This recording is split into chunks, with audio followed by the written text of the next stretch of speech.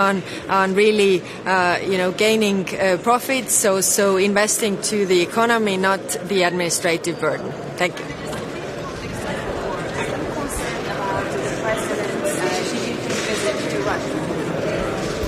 No, I'm not concerned in this regard. They are great friends, we can see, but I think what is important is that China also respects the international rules-based order and also the UN Charter, where they have agreed that no country can really attack another country, and if somebody does, you have the right to defend yourself. So sending weapons to the party or the country that is defending itself is respecting the UN Charter, whereas helping the aggressor is the other way around. So there's clearly one aggressor and one victim here. The amount of ammunition, do you think that is enough, and will that reach Ukraine in time? And second question, are we seeing the beginning of a real defense European Union now?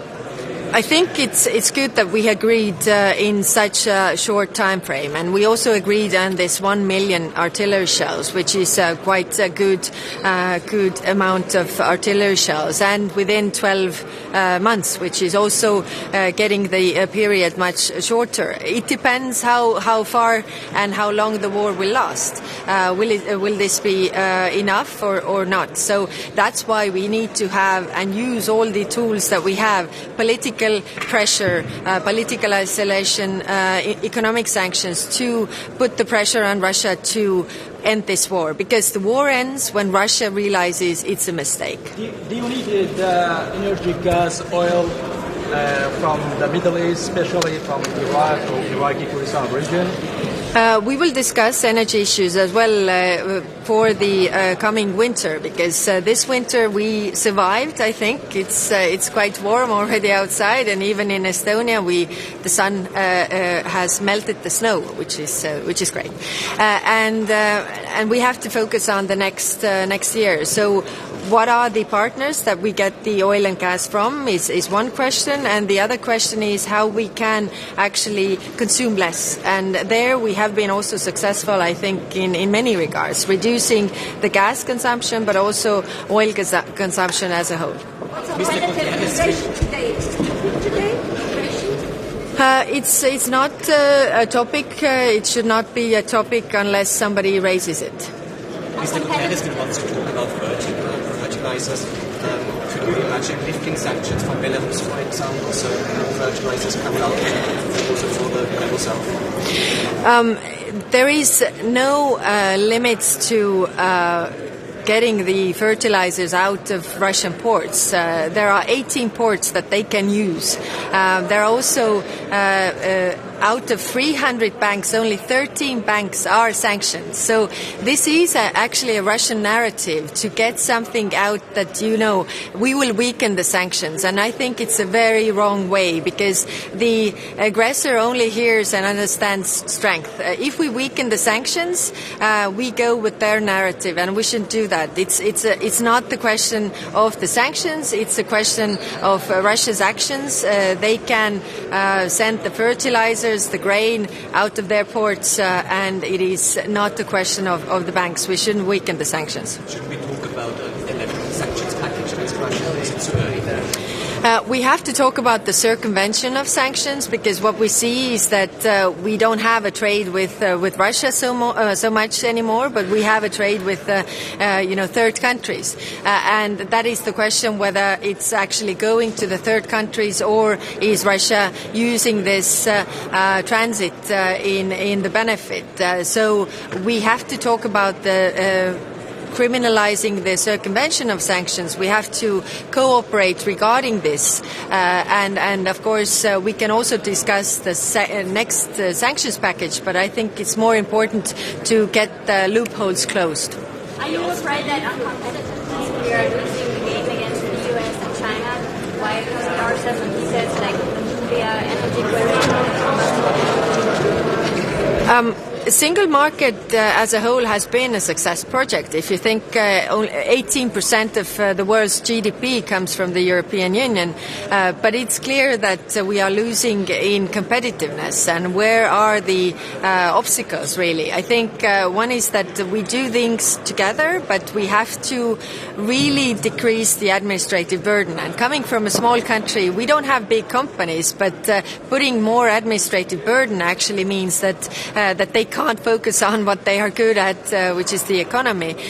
So we have to see where there are the obstacles, but also where are our strengths. And I think that we have a lot of know-how here. We could focus on the tech sector. We could also focus on the digital economy.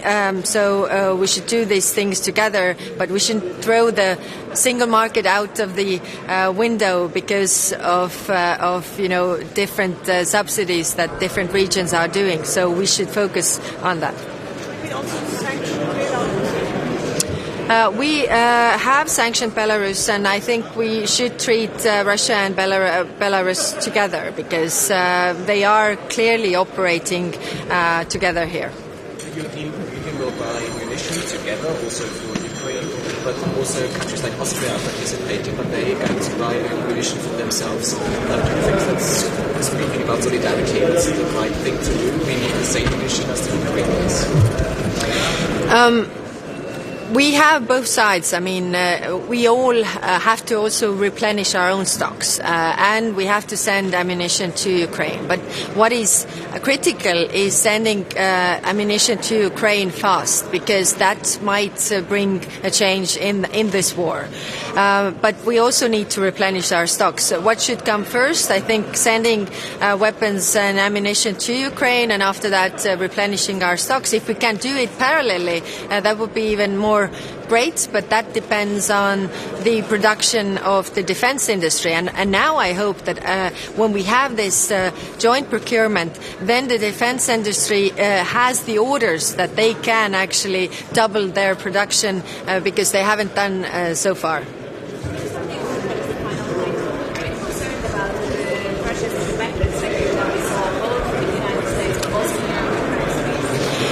We're going to talk about this tomorrow, but I think the banking sector in Europe is much stronger because we have been through the financial crisis, but we think we should move forward. We should also have the joint system of guaranteeing the deposits so that you could have the security that the banks will not fall, and also the banking union and capital markets union. I think that would also enforce the single market and European Union as such. Okay. Do you think that peace talk can be solution for the war to end the war? Excuse me? Do you think that peace talk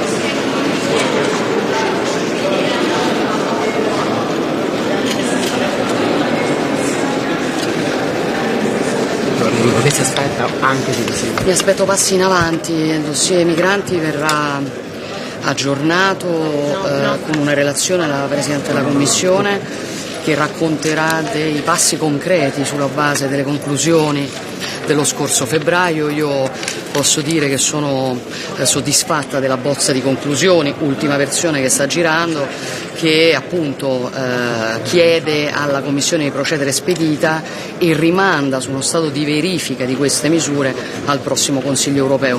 Quindi direi che possiamo confermare il fatto che il tema delle migrazioni è un tema considerato oggi centrale, una cosa se vogliamo impensabile fino a qualche mese fa, e che viene seguito passo passo dal Consiglio. Questa è una ottima notizia. Presidente, sul futuro delle auto, oggi la von der Leyen incontrerà Scholz, sembra si vada verso un compromesso sui carburanti sintetici. Come vede questo incontro a due e che cosa significherebbe l'esclusione del biocarburante? Ma guardi, sull'incontro a due non ho nulla da dire, sono normali, accadono continuamente e ne facciamo anche noi.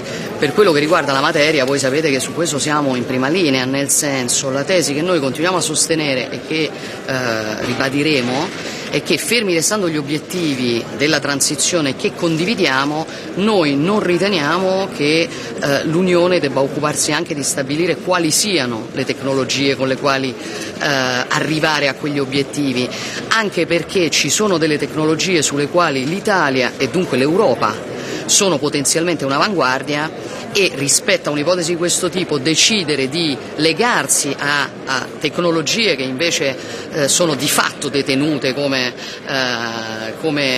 avanguardia da nazioni esterne all'Unione, secondo me è una scelta, diciamo, che non favorisce, ecco, la competitività del nostro sistema, ma mi pare una tesi assolutamente di buon senso, e quindi confidiamo che possa passare anche per quello che riguarda i biocarburanti. Presidente, sul patto di stabilità teme che ci sia, insomma, una posizione troppo rigida da parte dei paesi frugali su un rientro del debito che sia più rigido e più rapido da parte dei paesi dell'alto debito. Ma guardi, su queste materie, come si sa, insomma, ci sono sempre delle visioni abbastanza differenti, però io penso che l'Unione Europea debba diciamo, imparare dai suoi errori, dal passato, dalla realtà che stiamo affrontando. Oggi a noi sono chiesti, a tutti i Paesi membri sono chiesti importanti investimenti per la transizione ecologica, per la transizione digitale, per le catene di approvvigionamento strategiche, altra scelta sulla quale oggi si modifica, una, se vogliamo, assenza di attenzione che c'è stata in passato. Non si può pensare che gli investimenti necessari a rendere competitivo il nostro sistema non vengano tenuti in considerazione nella governance, e io credo che la sfida debba essere, rispetto a quello che abbiamo visto in passato, per noi sarebbe tragico tornare ai parametri precedenti, diciamo una governance più attenta alla crescita e non solamente attenta alla stabilità. Ci sono dei passi in avanti, ma su questo bisogna ancora lavorare molto. Si parla naturalmente di Ucraina, le posizioni espresse dalla Lega in Parlamento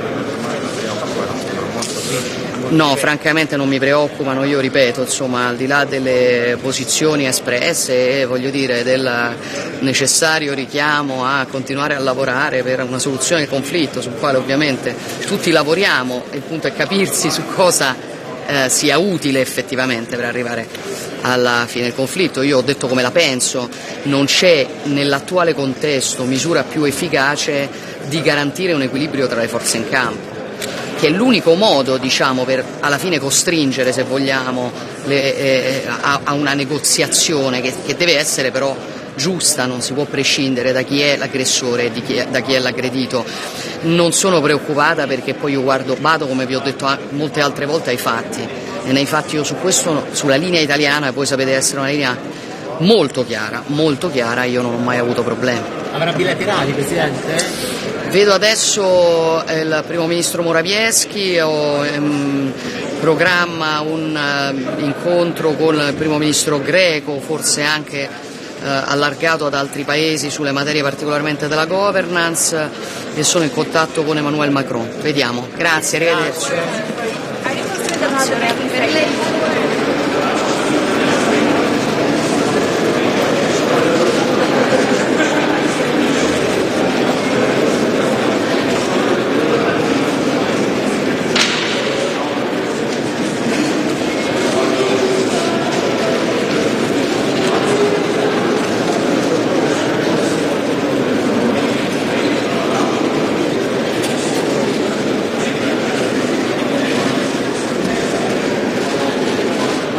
Här väntar ni tålmodigt allra längst ner i hörnet. Ja, Europeiska rådet idag, det är ju stora frågor som ni vet. Vi börjar med FN-chefen Guterres, inte minst om spannmålssituationen, kanske också om Kina-Rysslandsfrågan. Vi har Zelensky på länk som vanligt. Vi pratar ammunitionsfrågan till Ukraina. Konkurrenskraftsfrågan inte minst. Vi har ju sedan länge velat ha upp den på agendan högt, och jag tycker vi har fått fin respons på det. Migration, många andra frågor också, för att uttrycka mig kortfattat. Okej, vad hoppas du få ut av mötet med Guterres? Finns det någon fråga där han inte är enig med EU? Eller? With the Middle East, to buy the energy or oil gas, especially with the Iraq or the Iraqi Kurdistan? No, Latvia's situation is a little different. We are now buying LNG, and there are negotiations for getting the long-term contracts. But what we're focusing on in Latvia is greatly increasing the amount of renewables. We'll be moving much more aggressively into offshore wind production. Offshore wind production has huge capacity still in the Baltic Sea. There's lots of untapped capacity, but that also means that we will need to develop hydrogen technologies because you will need to store green energy when the wind is blowing, but when you don't have demand, so to even out the system. We cannot only in Europe look towards new contracts for fossil fuels. That's not the long-term future. The long-term future is more green production, but also more green storage, and that means moving into hydrogen technologies. Sorry?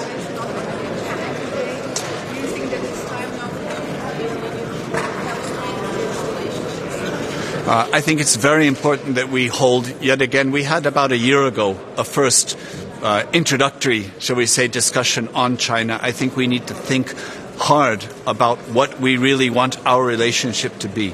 And I'm convinced that the best position that any one of us as member states can be in is if we have a joint European approach to China. Combined, we are very strong. Individually, it's divide and rule. And I think history has taught us this very, very clearly. And we can see that in our combined strength, that is how we are able to aid Ukraine. It's only through our unity.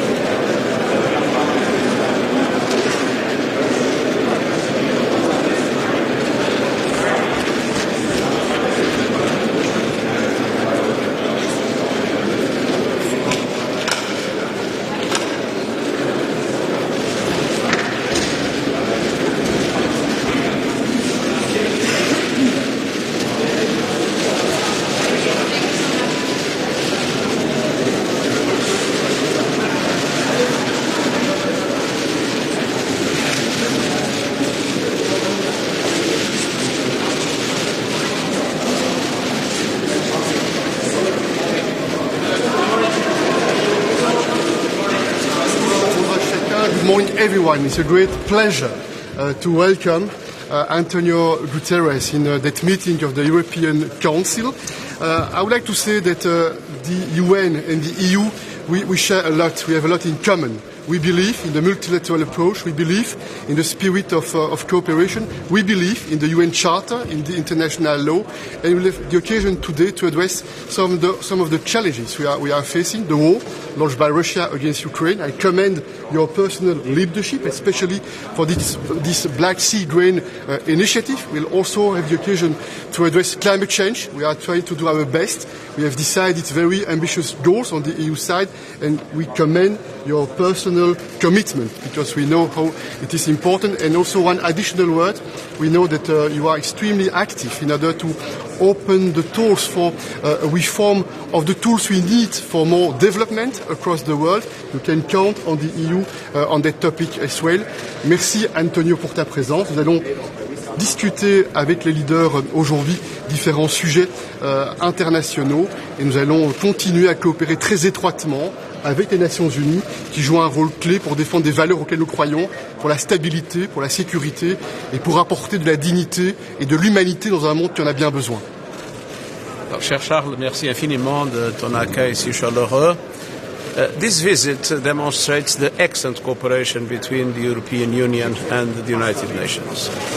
This is indeed a crucial moment. We have a perfect storm in many developing countries, a combination of factors that led to a very dramatic situation. The Sustainable Development Goals are moving backwards. More hunger, more poverty, less education, less health services in so many parts of the world.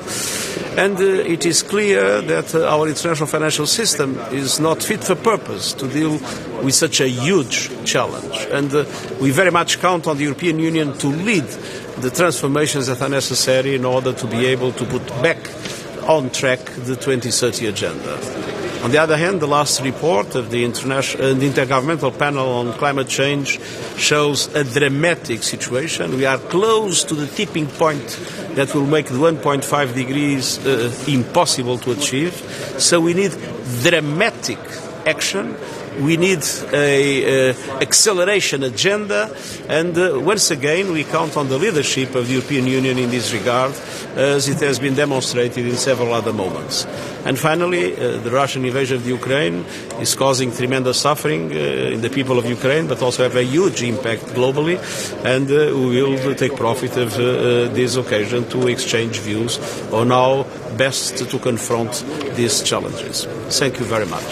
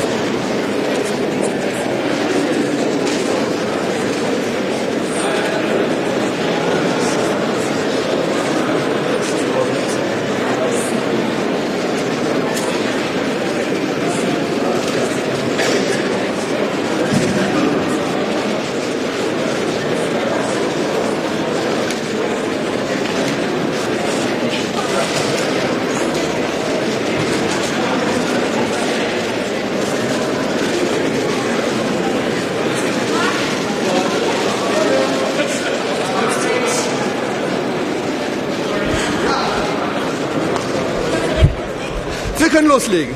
Deutschland diskutiert sehr viele, was das Verhalten zum Verbrenner aus angeht. Frankreich will an allen Punkten seine Atomkraft zusetzen. Oder bestätigt sind solche Debatten? Ja, wir haben ja eine Agenda und es ist ja kein Wunschkonzert, wenn wir nach Brüssel kommen. Weder Brennauto noch Atomenergie stehen auf der Tagesordnung und man soll auch bei den Schlussfolgerungen bleiben, die jetzt sind. Wenn jeder jetzt kommt und sein kleines Wunschkonzert macht, aber drüber reden können wir über alles, aber wir sollen auch in den Kompetenzen bleiben, die unsere sind.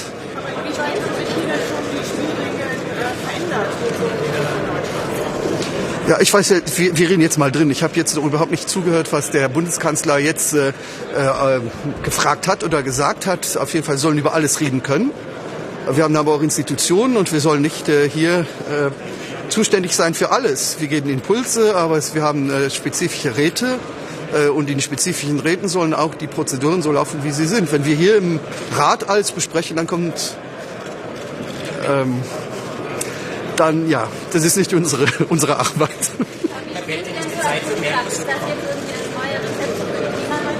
Was?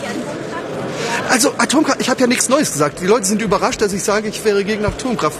Leute probieren uns zu erklären, es wäre schnell, es wäre günstig, es wäre sicher. Wir wissen, dass es nicht schnell ist, sich einen Wunsch, was zu bauen und dass es geht, dauert 10 Jahre. Dass es nicht sicher ist, haben wir ja bei Fukushima gesehen, haben wir schon öfters gesehen. Und dass wir mit dem Abfall nicht wissen, was wir machen sollen, ist doch eine klare Sache. Deswegen, es ist nicht sicher, es ist nicht schnell und es ist nicht günstig und es ist auch nicht klimafreundlich.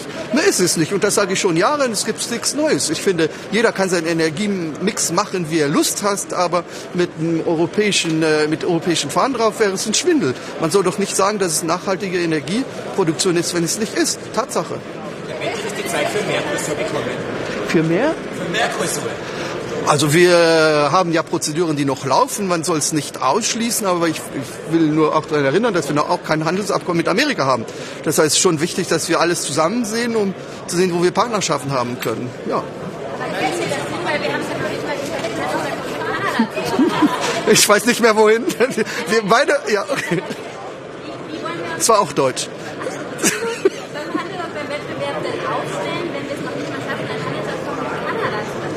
Ja, wie gesagt, wir sind noch bei Prozeduren. Die Diskussionen werden hier im 2. Stock oder 3. Stock oder 5. Stock jetzt stattfinden. Aber wir reden jetzt von Mercosur, wo wir noch mit Kanada, mit Amerika auch noch nicht fertiggebracht haben. Und ich glaube, das schon wichtig ist, dass wir auch ein Package zeigen und sowieso ein globales Markt ist immer unsere Stärke gewesen. Wenn wir uns auf uns beschränken, ist es nicht gut, nicht für uns und auch nicht für die Partner. Das heißt, eine Offenheit ist schon wichtig. Ja.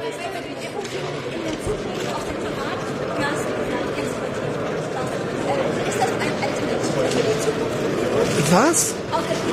Aus dem Iran. Was sollen wir aus Iran? Irak. Ja, also ich weiß, dass mit jedem geredet wird. Wie gesagt, im Irak ist nur die Frage, mit wem man redet. Ich weiß noch immer nicht so einfach, mit wem man über was reden soll. Aber das ist eine andere Sache. Also heute seid ihr aber alle durcheinander.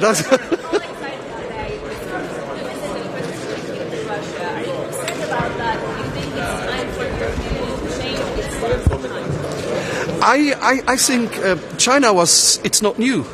China was a partner, is still a partner, but it's also a competitor. And the fact is that we need rules that are respected from both sides.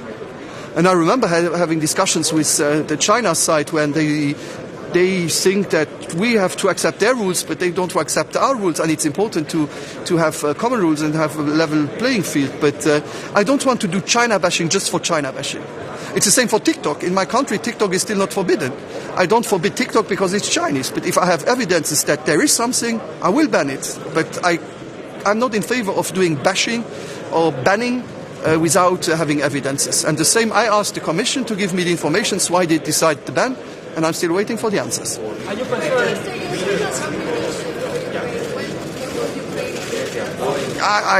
It's on the agenda today. I think it's a first important step to be able to have this and that we will do it. I just warned, I had breakfast with liberal colleagues, that it's important that we have also common productions. Because I'm here now 10 years. Since 10 years we say that the Americans are more efficient because they have less weapons, they have less production, and so they are able to buy more the same products. And in Europe it was also the problem that we have a lot of countries producing arms. And so I hope at the end that all the European countries will be able to know that they are part of this project, but to have common projects is also something which could be a solution instead of producing in every single state.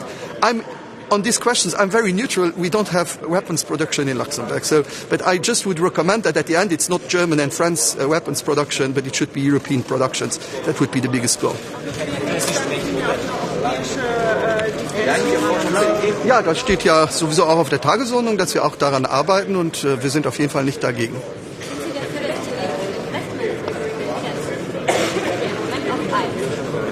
Wir reden jetzt über die Relation mit China im Saal. Ich will Ihnen nur sagen, dass es bei mir Regeln gibt, die auf beiden Seiten zählen müssen. Es kann nicht einseitig sein. Und ich bin nicht der Anwalt China, aber von Weitem überhaupt nicht Ihr Anwalt. Aber ich will auch kein Bashing, nur weil es chinesisch ist. Ich brauche Evidence und es ist nur schade, wenn wir nachher so eine bipolare Welt wieder haben, wie wir die letzten Jahre nicht mehr gekannt haben. Und Risiko besteht und das macht mir Sorgen. Tschüss!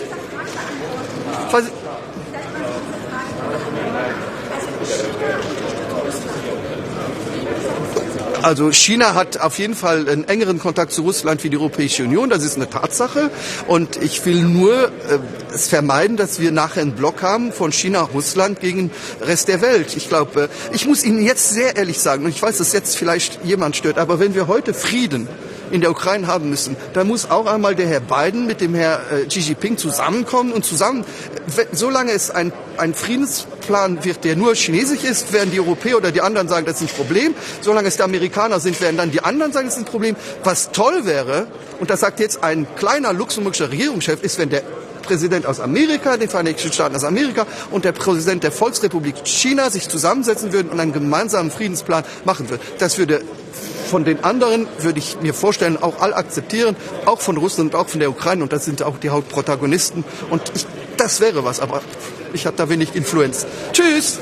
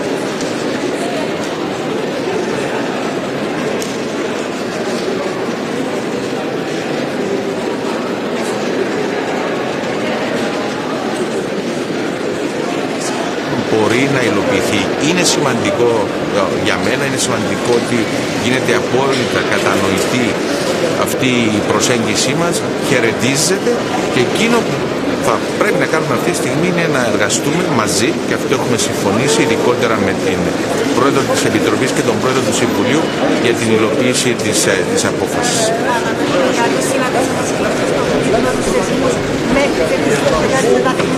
Σίγουρα θα υπάρξει καθημερινή σχεδόν επαφή, είτε στο δικό μου επίπεδο είτε στο επίπεδο των συνεργατών μας, προς την κατεύθυνση υλοποίησης αυτής της πρότασης. Όσον αφορά, όχι, μιλάμε για μια πολιτική προσωπικότητα. Σε αυτή τη φάση το βασικό ζήτημα είναι να σπάσουμε το αδιέξοδο. Το αδιέξοδο μπορεί να σπάσει μέσα από τον πρωταγωνιστικό ρόλο της Ευρωπαϊκής Ένωσης, με μια προσωπικότητα που θα αναλάβει αυτόν τον ρόλο. Εάν και εφόσον πετύχουμε την επανέναξη των συνομιλιών, φυσικά και η τεχνοκρατική παρουσία της Ευρωπαϊκής Ένωσης είναι επιβεβλημένη. Είναι κάτι που και η ίδια η Ευρωπαϊκή Ένωση θέλει. Είναι κάτι που και εμείς το βιώσαμε κατά τη διάρκεια της τελευταίας διαπραγματευτικής διαδικασίας, ότι διαδραμάτισε καθοριστικό ρόλο στο να επιτευχθούν συγκλήσεις που ήταν προς όφελος του συνόλου του Κυπριακού λαού. Είναι και ο Γενικός Γραμματέας. Ξεκινούμε με τον Γενικό Γραμματέα και προσβλέπω σε μια συζήτηση μαζί του, έτσι ώστε να μεταφέρω πιο συγκεκριμένα, μετά και την συζήτηση που είχαμε την κυρία Ντεκάρο στην Κύπρο, την θέση μας. Κατά τη διάρκεια της συζήτησης, στην παρουσία του Γενικού Γραμματέα, όπου θα συζητηθούν γενικότερα οι γεωπολιτικές εξελίξεις, θα επισημάνω την ανάγκη περαιτέρω συνεργασίας της Ευρωπαϊκής Ένωσης με τα Ηνωμένα Έθνη, και στη δική μας περίπτωση και στο Κυπριακό, όπως συμβαίνει σήμερα στο θέμα της Ουκρανίας. Εξάλλου η πρότασή μας δεν είναι η Ευρωπαϊκή Ένωση να αντικαταστήσει τα Ηνωμένα Έθνη. Είναι η Ευρωπαϊκή Ένωση να ενισχύσει την προσπάθεια των Ηνωμένων Εθνών. Οι διαπραγματεύσεις διεξάγονται μέσα στο πλαίσιο των Ηνωμένων Εθνών και ως τέτοιο θα μείνει.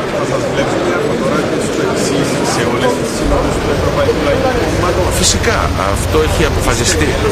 Έχει αποφασιστεί εδώ και καιρό, και μέσα από εδώ και καιρό, ενώ μετά την εκλογή μου και την επικοινωνία που είχα με τον κύριο Πέπε, ήταν σημαντικό ότι σήμερα μου έδωσε αυτή την ευκαιρία η μεγαλύτερη πολιτική ομάδα, αν θέλετε η ομάδα που χαρακτηρίζει ο ευρωπαϊκός της προσανατολισμός, η ανάγκη για περαιτέρω ολοκλήρωση, όλα αυτά που και η δική μας διακυβέρνηση ασπάζεται.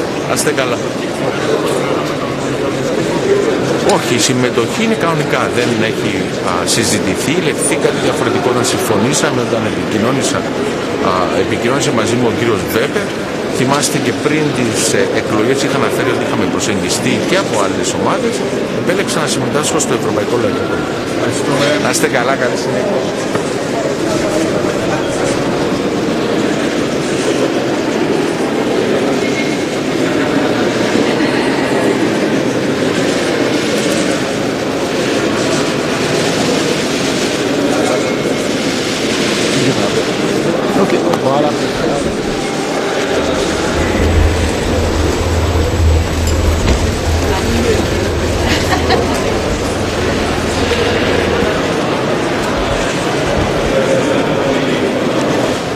Guten Morgen.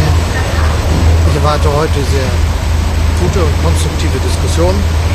Das ist auch gut vorbereitet für die Fragen, die wir miteinander zu besprechen haben. Zunächst mit dem Generalsekretär, wo es darum geht, wie wir dafür Sorge tragen können, dass global die Welt zusammenhält und dass wir sicherstellen können, dass die Unverletzbarkeit von Grenzen und Frieden das Miteinander der Nationen bestimmen, aber natürlich auch, wie wir sicherstellen können, dass aus dem furchtbaren Angriffskrieg Russlands gegen die Ukraine keine Konsequenz folgt, die lautet Ernährungsunsicherheit in der Welt, Hunger in der Welt und steigende Preise. Deshalb ist es so wichtig, dass wir immer wieder dafür Sorge tragen, dass auch die Getreideexporte zum Beispiel aus der Ukraine unverändert fortgesetzt werden können. Ich bin dem Generalsekretär sehr dankbar für seine Vermittlung und Aktivitäten in dieser Frage. Wir werden dann natürlich vertieft auch mit Präsident Zelensky nochmal die Frage des gegenwärtigen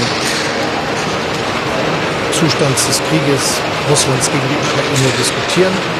Die Europäische Union ist geeint. Niemals im Blick hatte, dass die Unterstützung für die Ukraine so geschlossen funktioniert und auch so lange. Und wir sind auch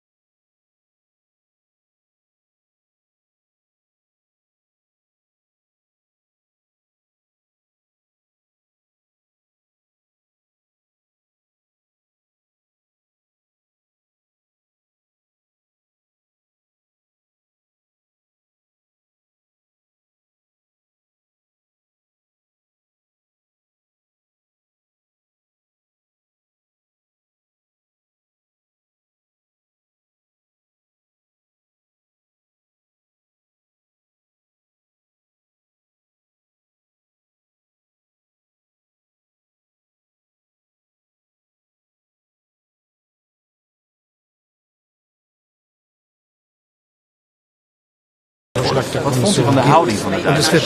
U neemt allerlaatste Er is een zorg bij de Duitsers op een specifiek punt. En dat heeft te maken met 2035 met die nieuwe technologie van e-fuel.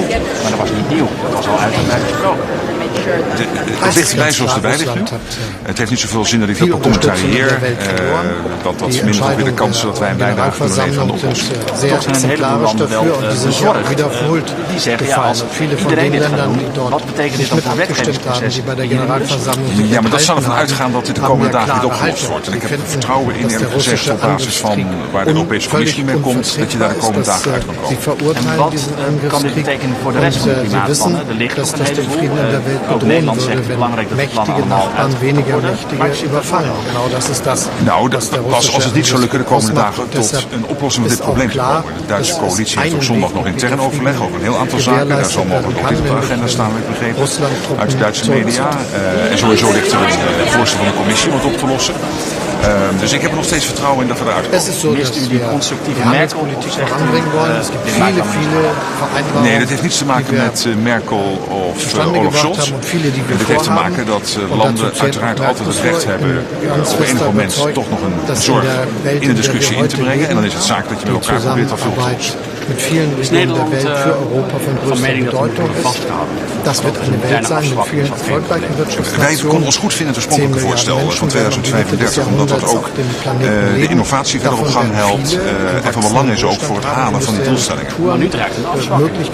Ja, als we er niet uit zouden kunnen komen. Maar ik heb er vertrouwen in dat mede ook op basis van waar de commissie mee is gekomen, die hebben voorstellen gedaan, om, laten we zeggen, zonder dat je daarmee het akkoord hoeft te heropenen, dus hoef je niet te gaan heronderhandelen, maar binnen de grenzen van het bestaande akkoord, om daaruit te komen. Dus ik denk, cool minds will prevail. Vandaag en morgen niet op de agenda, misschien in de wandelgangen, maar dan toch hopelijk de komende dagen dat het wordt opgelost. Ik doe ook dit soort dingen op te lossen nooit openbaar op. Dat helpt nooit. Ja, die doet ze niet openbaar, want dan is die openbaar geworden. Importe zum Beispiel aus China, aber wenn man genau hinschaut, dann sind das gar keine Rohstoffe, die von China aus der Erde Ja, wat de commissie nu voorstelt is een oplossing van het vraagstuk, maar binnen de randen van het gesloten akkoord. Dat is niet zo. Het is volgens mij slim gevonden door de commissie. Iets waardoor Duitsland de zorg die in Duitsland leeft kan adresseren. Op een manier dat je het akkoord niet hoeft open te breken. Ja, dat is ook wel natuurlijk de Europese politiek. Je moet met 27 landen er altijd weer uitkomen. En ik denk dat het langs de lijnen zou kunnen. Even over de top, want wat is het belangrijkste besluit dat u vandaag gaat nemen? Nou ja, het heel belangrijk is vooral dat dit een top is waar we op heel veel punten met elkaar de voortgang meten. En als het gaat om onze competitiviteit, onze concurrentiekracht, hoe reageren wij ook vanuit een zekere mate van zelfvertrouwen op wat Amerika doet. Met het stimuleren van de industrie, vooral gericht op het verminderen van de opwarming van de aarde. Ik denk dat we daar belangrijke besluiten nemen. Ik ben zelf blij op migratie dat er een goede brief ligt van de commissie. Op Dublin, op bewaking van buitengrenzen, op afspraken gaan maken met landen als Egypte, Tunesië en Marokko. Dat vond ik een goede voortgangsbrief. Dat laat zien dat ook migratie de afgelopen maanden weer naar de top van de agenda is gekomen. Ja, u zegt een goede voortgang, maar u wilt toch echt die instroom naar beneden krijgen. Welke afspraak gaat u de komende dagen maken om die instroom naar beneden te krijgen? Ja, de discussie hebben we samen vaak gehad en ik heb u steeds geantwoord dat je nooit met één besluit en met één top dat doet. Het zal in de optelsom moeten gebeuren met de afspraken die er liggen en die de commissie aan het uitvoeren is op het gebied van de grensbewaking bij Roemenië en Bulgarije. Een belangrijk punt in de Europese buitengrens. Op het punt van Dublin, dus dat je mensen ook weer kunt terugsturen naar het eerste land van aankomst en heractiveren. Op het punt van afspraken maken met landen als Egypte, Tunesië en Marokko. Om daarmee ook dat systeem van die bootjesmokkelaars en alle risico's voor het verlies van mensenlevens, om dat een finale klap toe te brengen. Dat spreekt mij zeer aan. In optelsom wel en er is ook nationaal natuurlijk nog veel moeten gebeuren. Of the agreement to provide munitions to Ukraine. They discussed that in the last EUCO. Estonia made a proposal. I was tasked to implement this proposal, and at this EUCO I will have the chance and the honor to present to the leaders our proposal to provide the munition to Ukraine. You know, 1 million shots in 12 months, 2 billion euros. This is the summary. Also about the Ohrid meeting and agreement between Kosovo and Serbia. And let me say that any attempt to question the agreement is futile. The agreement was agreed. It has to be implemented. And there is no room for picking and choosing. It's a whole. It has to go to be implemented at all parts in a holistic way. And we will follow closely who is implementing and who is not implementing. And I would advise them not to point to anyone, but do their work. Mr. Representative, I would like to get your thoughts on the relationship with China. Can you just explain if it's time for a new... Now look, today my role here is to talk about Ukraine, about Ohrid, and about how we can engage better with the global south. China might be helping Russia. China is not helping Russia by the time being. Do you want to buy the oil and the petrol?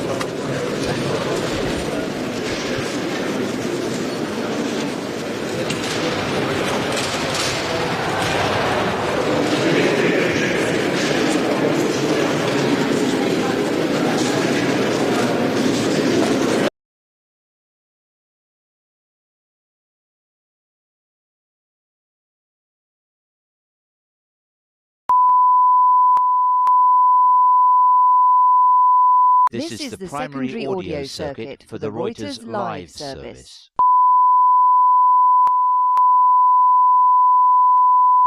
This is the primary audio circuit for the Reuters Live service.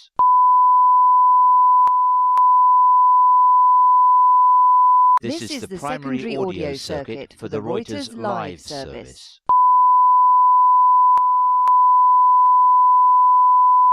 This is the primary audio circuit for the Reuters Live service.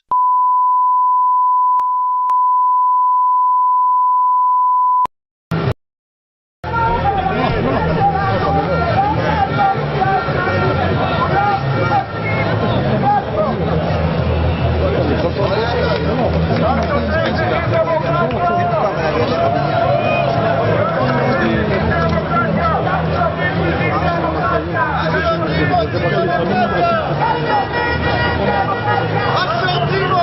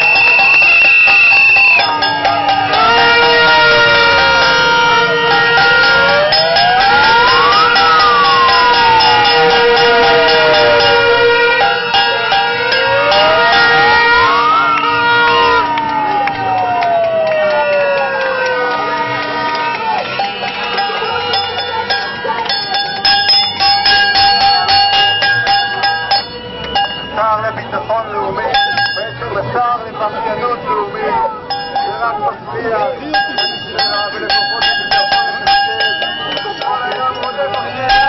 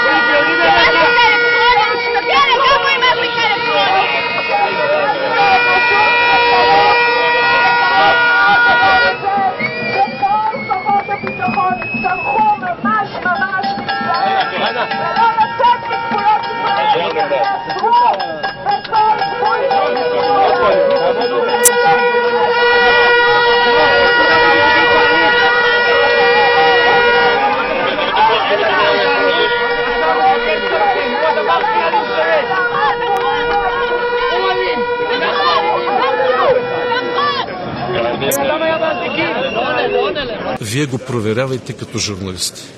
Аз ви казвам, като държавни отношения, ние какво можем и какво не можем. Но България няма да участва в тази обща поръчка за доставка на снаряди за Украйна, заедно с други 9 държави. Изяснихме въпроса. Не само за Европейският съюз. България изнася на много държави по целия свят. Оръжие и муниции. А снаряди 155 мм, понеже вие споменахте визитата в България на комисария Тиери Бретон. Той се интересуваше точно от производството на тези снаряди. Ние имаме голям интерес да внедрим технологии, така че да можем да започнем да произвеждаме именно такива снаряди, защото това е натовския стандарт. Вие знаете, че Министерството на отбраната внесе в предишния парламент програма за приоритетни инвестиционни разходи. Там има придобиване на 155 мм гаубици по натовски стандарт. За съжаление, парламентът отхвърли и даже не разгледа тази програма. Знаете как там обилно се говореше за модернизация на българската армия, в същото време те не разглеждат програмата на Министерството на отбраната. Как да се случи тази модернизация? Но започването на производство на такива снаряди от този калибър е важна стъпка към нашата модернизация. Президент, ще разговаряте за използването на замразените руски активи за възстановяването на Украйна. Така пише в писмото на Шарл Мишел. Каква е позицията на България и евентуално България какви активи е замразила до този момент в рамките на европейските санкции? Не мога да ви кажа България дали е замразявала руски активи. Там въпросът е към Българска народна банка. Те първа ще се обсъждат параметрите, защото това е много сложен процес. Виждате, той се дискутира от много време, не е сега на този съвет. Но днешният съвет е много важен и аз мисля наистина позитивен за България, защото България напоследък се утвърждава все повече като държава, която едновременно с аргументираното отстояване на нашите интереси, ние генерираме и важни инициативи и идеи, допринасящи за формирането на ефективни европейски политики и издигащи авторитета на нашата страна. Благодарение на настойчивата и аргументирана позиция на няколко съвета, вие сте свидетели, благодарение на усилената работа на служебното правителство, ние имаме значителен пробив в сферата на миграцията. Само преди броени дни България заедно с Европейската комисия ние стартирахме пилотен проект за намаляване на нелегалната миграция, за укрепване на нашата граница. И този проект се развива заедно с активната подкрепа на Европол и Фронтекс. И аз искам да изкажа специална благодарност.